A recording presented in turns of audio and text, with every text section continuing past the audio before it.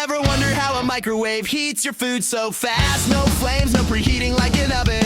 Just press a button and it's warm. The waves target water, not the plate, not the air. Just the water in your food. When the water absorbs those waves, it starts vibrating, fast vibrating. Molecules collide, and collision is just another word for heat. That's why dry food barely heats. That's why the center of your burrito stays cold. The waves don't always reach the middle, so the heat has to spread on its own. Radiation sounds scary, but not all radiation is dangerous. Sunlight is radiation. Radio is radiation. Microwaves are just another kind, too weak to do anything but heat water, and they can't escape the box anyway. But don't put metal inside. Metal reflects the waves instead of absorbing them.